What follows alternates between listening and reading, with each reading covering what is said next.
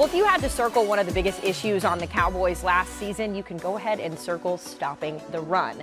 Now, they did bring in Jonathan Hankins last season to help address that issue and have since re-signed him to a one-year deal. But here on Building the Board, we like to look ahead, right? We like to look at some of these guys who can come in and help continue to eliminate that problem. I'm Haley Sutton. Let's go ahead and bring in Patrick Walker to talk about this position group. Now, Patrick, on the defensive side of the ball for Dallas, you really don't see too many issues. To me, this just feels kind of like cleaning up some stuff, and defensive tackle is one of those areas, right? You've got Jonathan Hankins returning. You've also got a Neville Gallimore and Quinton Bohanna. But how do you improve, especially in that area of stopping the run? Well, it was massive for them, pun intended, to bring back Jonathan Hankins on a one-year deal, but they didn't remain completely whole because they did lose Carlos Watkins to the Arizona Cardinals. So Carlos Watkins being one of the more underrated run stoppers on the team, Cowboys are going to need someone to step up and take that place and make that production. And for my money, you're starting to look at guys like you mentioned, Chauncey Golston, whose needle is pointed due north after having a very strong back end of the 2022 season. Neville Gallimore does need to take another step forward, but Quinton Bohanna, having learned under Jonathan Hankins, he was brought in to be that big body run stopper as well. I think if you look at the totality of the interior of the defensive line, even sans Carlos Watkins, the Cowboys are in really good shape there, but they can always get better, and this is a perfect opportunity to do so. There's some really talented big boys in this draft. Yeah, I always think about the defensive line, especially when you think about the guys who are in the interior. That's a place where you need to have some depth. They're big boys, like you said, and they take a lot of that impact, a lot of the brunt. So especially when you had Gallimore and Bohanna floating in and off the inactive list, I guess the goal for the Cowboys would be then to develop some depth in this draft. Absolutely. And again, I'm a huge believer in Neville Gallimore. I do feel like he's momentum-based. The more reps he gets, the better he gets with his play in game. But the Cowboys need those rotational guys that can step in and make an immediate impact for one or two snaps, get pulled, get pushed back in a few minutes or so. But that being said, the Cowboys know going into this draft, you talk about guys like Jalen Carter, will he or will he not be available when the Cowboys go on the clock at 26? And then you have a ton of value. It's really robust and thick, pun intended, when you get to day 2 and day 3. So if they do not attack the position higher in the draft on a first or second rounder, have no fear, Cowboys fans. There's plenty of depth there to be had later in the draft. Lots of depth to look forward to, lots of bodies to look at, lots of film to look at. Thankfully, we've got our guy Kyle Yeomans, who literally does this on a daily basis. Let's get his thoughts on the defensive tackle group in this year's draft. Thank you very much, Haley. And yes, this defensive tackle class is very fun to watch, and especially from a Cowboys defense that's had so much success over the last couple of years of rushing the passer.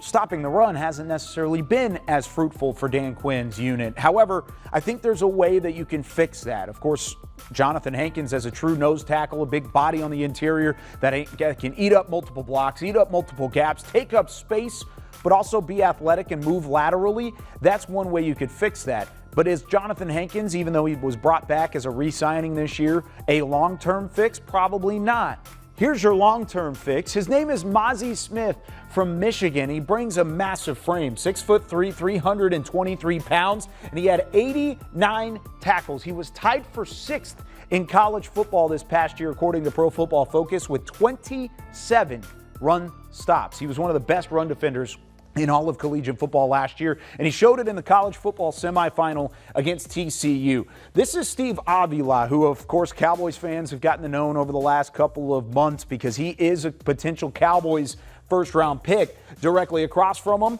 our very own highlighted player, Mr. Mazi Smith. This was a battle all game long, and some of those battles were won by Avila. This battle specifically was won by Mazi Smith. He held his block off to the side, and then he comes straight back down the line of scrimmage, able to stop Miller at the line of scrimmage for no gain, and of course take him back behind the line of scrimmage. That was one play. This one's very similar, but this is a different play and a much different result as well as we go ahead and play this one. It's not Miller running the football this time, but it's the same group of guys right in the interior. Same thing, gets off of Steve Avila, goes to the inside, and then he rips the football free, forces the fumble, recovers the fumble in a college football semifinal, showing that not only can he stop the run, but he has the awareness to potentially force some turnovers as well.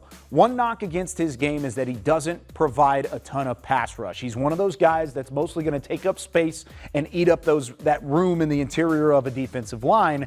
He does provide a little bit of that. He did have 25 pressures over the course of his Michigan career, but most of his production coming against the run. Here he is against Georgia. There's a little bit more movement to his game on this clip as he goes all the way out to the left side, scrapes off the backside of a couple of his other defensive tackles, and then steps up and makes a tackle in space. Something that defensive tackles that, of course, make it to the NFL need to know how to do, because a lot of times those ball carriers are going to hit space. And Mazi Smith has shown not only does he have the strength, does he have the quickness off the line of scrimmage, he's technically sound, has good pad height whenever he's attacking at the point of attack on the line of scrimmage, but he can also move around a little bit. And I think that's something that could fit well with Dan Quinn, because we've seen it before. If you're going to play in Dan Quinn's defense, you got to be versatile. Osa Odigizua, is that That's one of the names. Yes. No, but in all seriousness, I think that the defensive tackle position, in my opinion, it's humbling as a viewer to watch it once you start understanding what these guys really do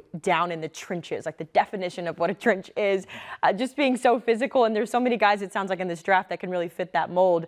We were talking earlier about Osa and just the breakout year he had, and it's kind of exciting to see some of these other guys could have a breakout year career the way Osa has. If anybody is able to follow in the path of Osa Odigizua and have that breakout season as he did in 2022, it would be fantastic for the Dallas Cowboys. So if Neville Gallimore were able to do that, if Quentin Bohanna were able to do that, if Chauncey Golston were able to do that going into another year with the Cowboys under Dan Quinn's system, then obviously the Cowboys will be in that much better of a position, considering the reality that they might go defensive tackle at some point over the 7 rounds of this NFL draft, and they would be smart to do so. And the good thing about it is, again, as I mentioned earlier, as you can attest to, Kyle, if you don't attack this position on day 1, plenty of value there in day 2 and day 3. No, and it's true. You look at the way that the Cowboys have valued that position in the draft these last couple of years. 2019, top 100 pick, Tristan Hill. 2020, Neville Gallimore. 21, you picked up both Osa Odigizua and Chauncey Golston. Of course, Golston was an edge rusher at Iowa, but he moved inside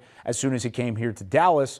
And then last year, you didn't really have that big-time pick. You didn't really go and put a ton of emphasis at the interior defensive line spot. You did go add an edge rusher in Sam Williams, but now you have that gap in between, and you bring in a Jonathan Hankins because you didn't invest in the draft, because there was that need for the middle of that defense to open up the linebackers, the edge rushers, to have more space to work. I think in this draft class, there are guys that are going to make an impact, but are they sure things? Not even a little bit. I mean, there's Keona Benton from Wisconsin. There's Jacqueline Roy from LSU. Zach Pickens from South Carolina. Tyler Lacey even is like a day 3 guy from Oklahoma State. The Cowboys have been linked to him a little bit.